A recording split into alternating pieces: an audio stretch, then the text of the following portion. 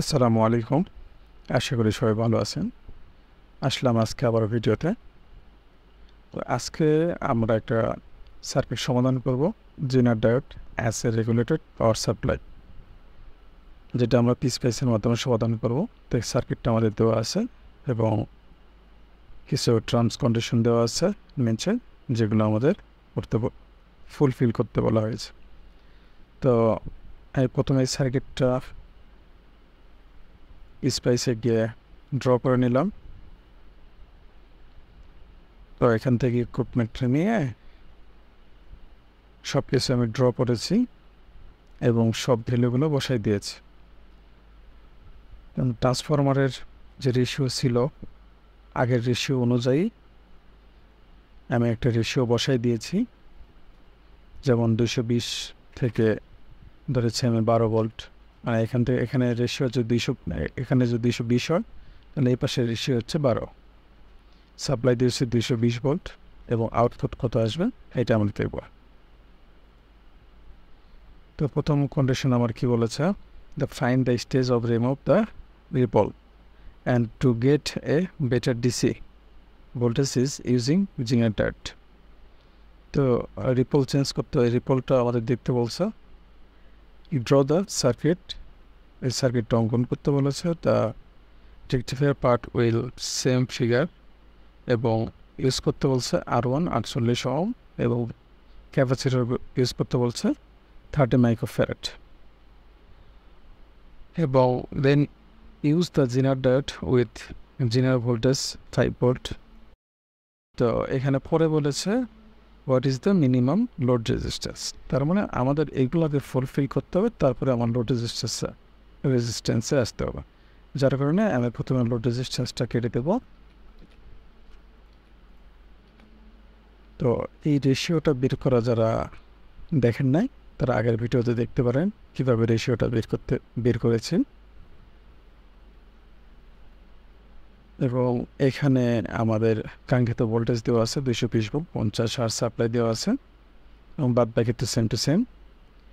এখন আমরা এখানে একটা কারেন্টের নোব নিচ্ছি, কারেন্ট মেজার করবো জিনার ডায়োডের অ্যাক্রসে এবং এখানে আমি ট্রানজিয়েন্ট অ্যানালাইসিস সেট করব। এখানে গিয়ে 20 মাইক্রোসেকেন্ড, 50 মিলিসেকেন্ড, 0 এবং 20 মাইক্রোসেকেন্ড সেট আপ করবো এবং এটাকে চেক করে দেব, দেন ক্লোজ করে দেব। এখন আমি এখানে সিমুলেট করব। দেন সিমুলেশন ফাইলটা এই দেখাচ্ছে। তো আমাদের এরকম একটা ভ্যালু দেখাচ্ছে। তাই আমি দেখি এখানে আমাদের টপ ভ্যালু কত। আমাদের দেখাচ্ছে 117.565 মিলি অ্যাম্পিয়ার।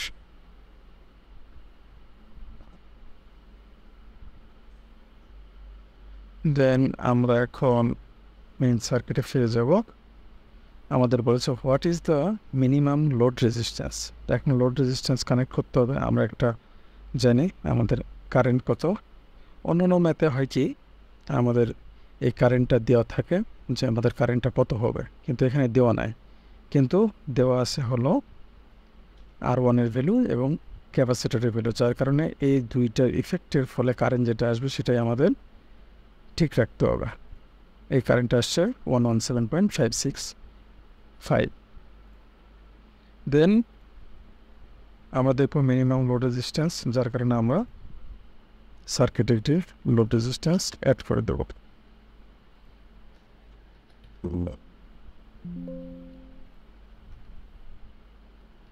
এটা একটু করে নিলাম, দেন আমি এটাকে কানেক্ট করে দিলাম। অ্যাড করলাম, এটাকে নাম চেঞ্জ করে দিলাম, যেহেতু RL এটাকেও RL দিয়ে দিলাম। এটার বাধাটাকে আমি দিলাম 500 ওহম। ওহম লিখতে হবে না, 500 লিখলে হয়ে যাবে। দেন আমি এটাকে কী করব, সিমুলেট করব।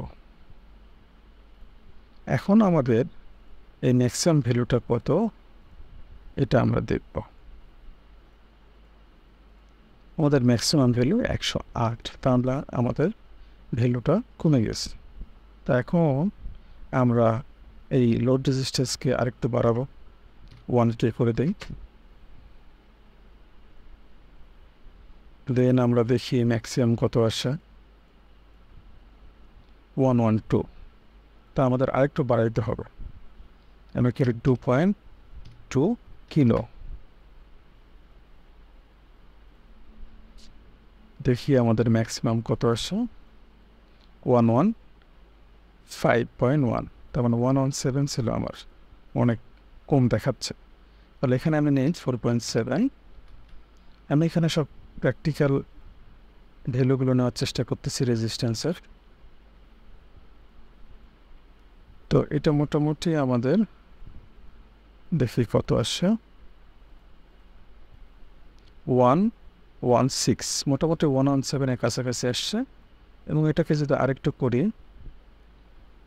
যে 5 কিলোতে যদি দেই,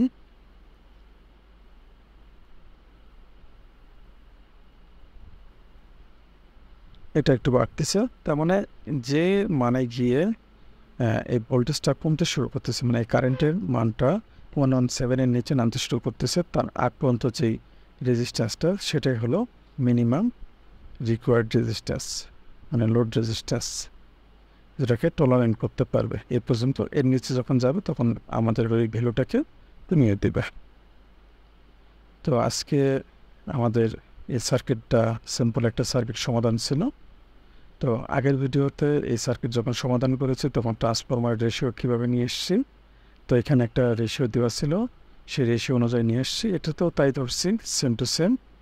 তো যদি কারো কোনো প্রবলেম থাকে আগের ভিডিওটা দেখে নেবেন, তাহলে বুঝতে পারবেন রেশিওটা কীভাবে বেড়েছে। তো আজকে এ পর্যন্ত, ভালো থাকবেন সবাই, আসসালামু আলাইকুম।